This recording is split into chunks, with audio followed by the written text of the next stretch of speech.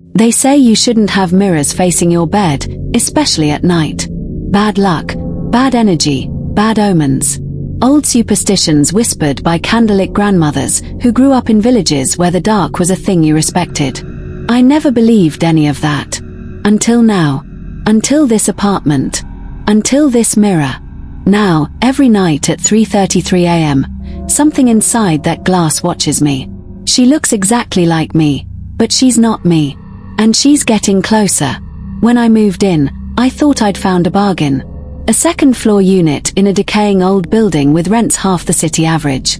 The hallways smelled faintly of mildew, the pipes groaned like dying animals, and the basement still had the old coal chute sealed with rusted metal plates. But it was quiet. No one bothered me. Perfect for starting over after a breakup that split me in half and a career that collapsed around me. The mirror came with the place. It stood bolted above the dresser, so tall it nearly brushed the ceiling, its frame carved from heavy wood blackened with age. At first, I thought it was beautiful, vintage, even elegant. The symbols etched along its edges looked like twisting vines, or maybe letters in some ancient language. I told myself it was mysterious. Something about it gave the bedroom character. I should have smashed it. The first week passed without event. I unpacked, made bad coffee, tried to fix my sleep schedule. Every morning, I glanced into the mirror. Messy hair, tired eyes, a stranger's exhausted face staring back. I didn't think about it much. Until the 7th night. I woke with a violent jolt, heart hammering against my ribs, sweat chilling my skin. The room was wrong. Too silent. Even the clock in the living room had stopped ticking. My phone screen glowed. 3:33 a.m. And that was when I felt it. Eyes on me. Slowly, I turned toward the mirror. She was already there. My reflection. But she wasn't moving like I was. I was sitting up in bed, clutching my chest, breath ragged. She just stood there inside the glass, stiff as a corpse, staring at me with eyes that looked wet, pleading. I rubbed my eyes, blinked. When I looked again, she was gone. Just my pale, shaking face in the silver glass. I laughed it off the next morning. Stress, lack of sleep, shadows, my brain playing tricks. But the next night, it happened again. And again. Always at 3:33. At first, the differences were tiny. A twitch of her eye when mine was still. A lip curling when my mouth was shut. But then, she smiled. It was a smile that didn't belong to me. Crooked. Hungry. A grin too wide for my face, stretching until her skin looked ready to split. I sat frozen, watching my own face transform into something monstrous inside that glass. That was the moment I stopped pretending it was a dream. I tried covering the mirror. A bedsheet, taped down. I slept on the couch, door closed. It didn't matter. At 3:33, I woke, body dragging itself up as if pulled on strings. My feet carried me, trembling, back to the bedroom. The door was open. The sheet was gone. She was waiting. Her lips moved silently, forming words I couldn't hear. Over and over, urgent, desperate. Against my will, I stepped closer, straining to make out the whisper. And then, slam. Her palms hit the inside of the glass with a thunderous crack. The walls shook, the lights flickered, and the room tilted, like the whole world had shifted sideways.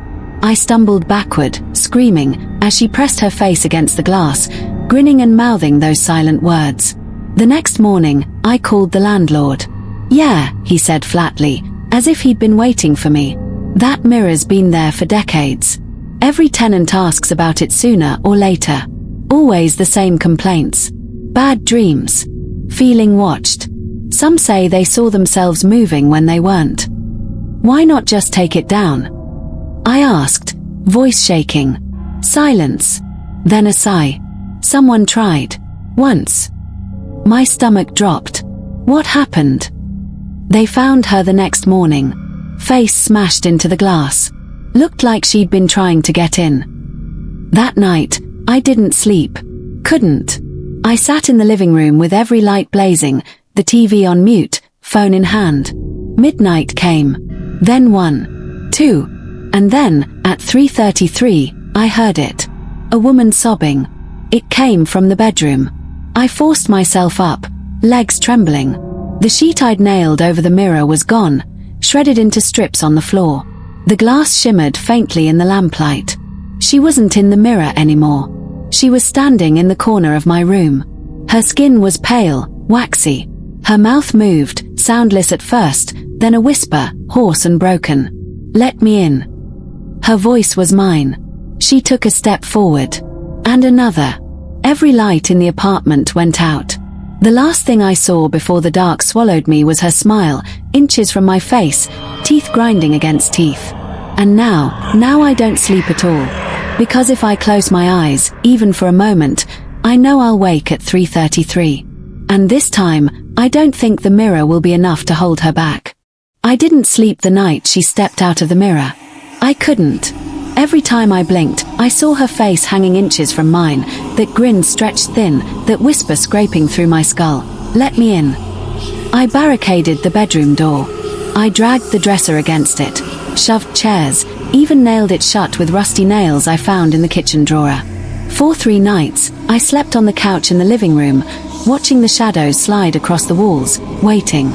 The thing is, I still woke at 3:33 a.m. Always.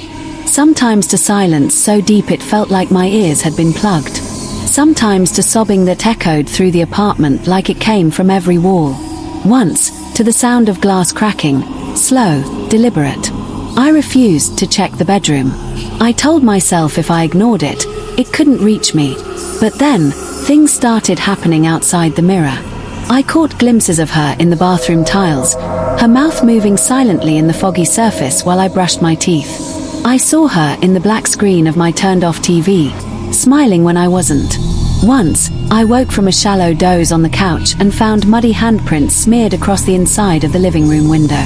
The prints were too small, too thin. My hands weren't shaped like that. The landlord stopped answering my calls. When I cornered him in the hallway, his face drained of blood. He told me flatly, "Don't look at her. That's how she gets in. Don't look." Then he walked away without turning back. That night, I nailed every reflective surface in the apartment with newspaper and duct tape. Every mirror, every screen, even the chrome kettle. The only one left was the dresser mirror. The original. The one bolted to the wall. I couldn't cover it. Couldn't move it. Couldn't destroy it. I tried. God, I tried. I swung a hammer at it, and the glass didn't even crack. The hammer rebounded so violently it nearly broke my wrist. I tried pouring bleach across its surface, did nothing but burn my throat with fumes. I even taped pages of the Bible across it, one after another, until the whole frame was hidden under scripture. At 3:33 a.m., I woke to find the pages shredded, curling, wet with something dark. The worst was the voices. At first, it was just sobbing, then whispering, then my own voice, calling my name from the bedroom. One night, I lay on the couch, clutching the phone to my chest, and heard a conversation in the bedroom. My voice, laughing, answering questions, talking to her, talking to it. I don't know how long I listened before I realized. She wasn't just talking. She was practicing, mimicking me, word by word, tone by tone. I was being replaced. The final night began with silence. So deep, I thought I'd gone deaf. No creaks from the pipes. No traffic outside. Even my own heartbeat seemed muffled. When I checked my phone, the screen was black. Wouldn't turn on. The glowing red digits of the microwave clock flickered once, then froze. 3:33. The bedroom door was wide open. My barricade, dresser, chairs, nails, gone, like it had never been there. The air smelled like dirt. Damp earth pulled fresh from the grave. I told myself not to look. Not to step inside. The landlord's voice rattled in my skull. That's how she gets in. But something stronger than fear pulled me forward. Invisible strings dragging me step by step across the floor. The mirror was uncovered. Waiting. And she was inside. Except, no. Not inside. Halfway through. Her head and arms hung through the glass like it was water, hair dripping black, fingers stretched toward me.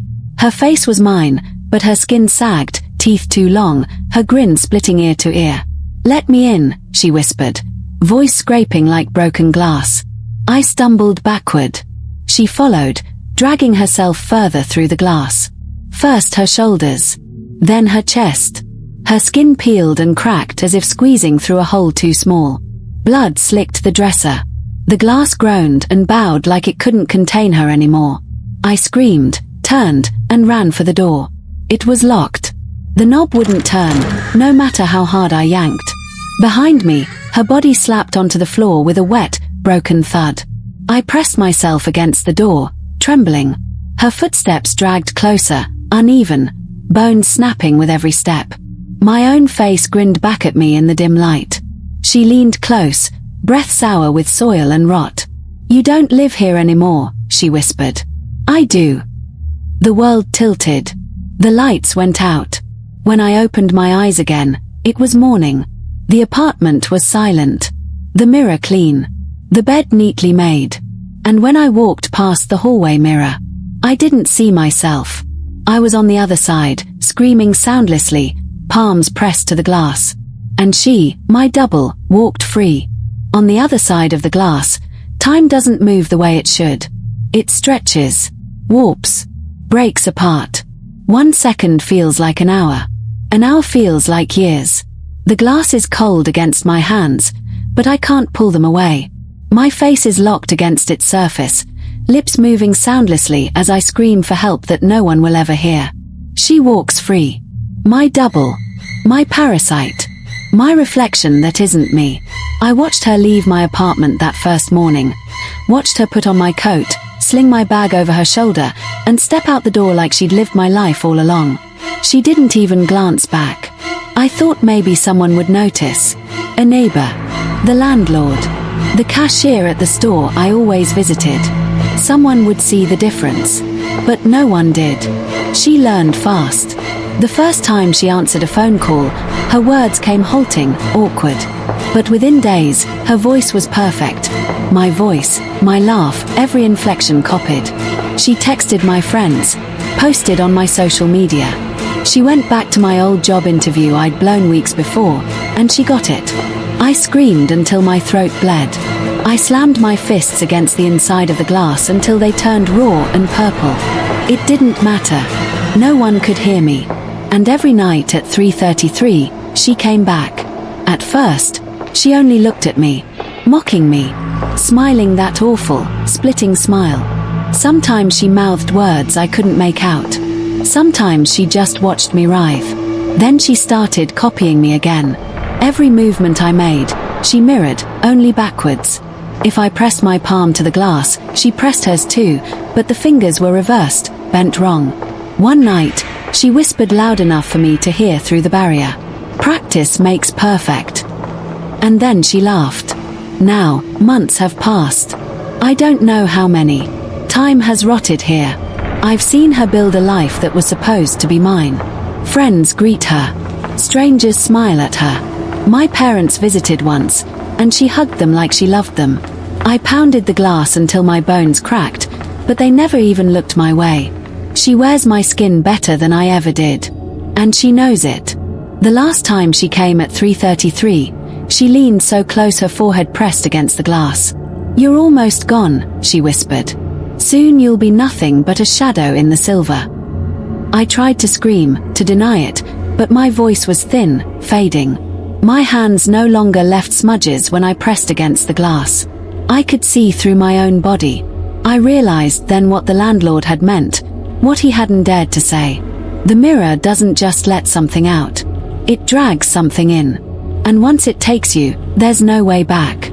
Tonight is different. Tonight she hasn't come back. I think she doesn't need to anymore. Because the mirror is empty. I'm not even in it. And if you're reading this, check your clock. If it's 3:33 a.m., don't look in the mirror. Because that smile staring back isn't yours. And that brings us to the end of our story. If you enjoyed it, don't forget to like, subscribe to the channel, and turn on the notification bell. Thank you for watching.